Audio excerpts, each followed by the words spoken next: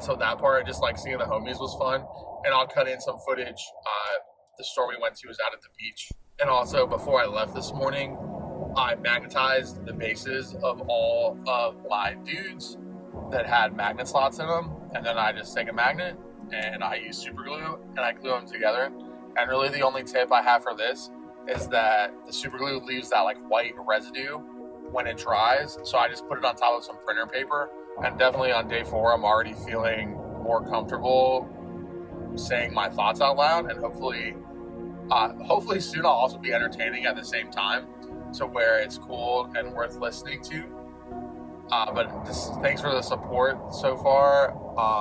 Everybody who's watching, really cool. I may or may not have printed off a couple of comments. So hopefully that just has like a thank you and appreciation over to Trent for that. And it's not super creepy that I'm a grown 35-year-old man printing off YouTube comments and framing them. But that's where we're at, guys. I do want to talk about the Motley Crue board too, though. So I picked it up this morning and was playing with it, and exactly what I was afraid happened, and the spaces between the 2 blocks did not actually like stick.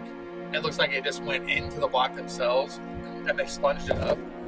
So the block, and I've never used this foam before, and if you want to do this yourself, don't use that porous foam. Like, go use XPS or pink insulation foam and use that, and then no problem, because like we know how that works. But this stuff is mystery foam, and it stuck to the bottom, like it's locked in, like it's stacked in place from that perspective, but it's flexible.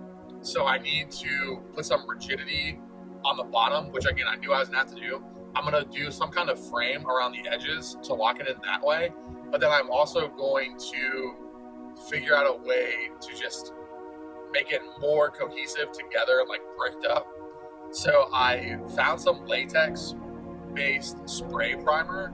I checked it just to make sure it wasn't gonna melt the whole board, and I just blasted out. Like, I put 4 or 5 coats just like back to back, like literally blasted it before I left to go play Trench Crusade today. And hopefully when I get back, that is dried and I can start. I'm really just gonna throw like a bunch of different Modge Podge and more Elmer's glue on it, and try to like build a seal over top of the whole thing, so that I still I keep as much of the detail, because I actually like the texture of the foam, which is what made me save it. It's almost already like a stone texture, but just try to like thin down some Modge Podge is probably what I'll do over the top, so we can like build a seal that one like paint's gonna stick to easier, and actually like bind it all together. And I'm thinking, if I did my cuts and measurements right, it's gonna be 10 inches by 10 inches. I'm definitely gonna build a shadow box, but I might already have like a cool shadow box, or get like some thick ass picture frame from the thrift store, so it has a cool border around it that way. So at that point, everything will be locked in, and then it won't be as important if the individual squares are locked in at that point.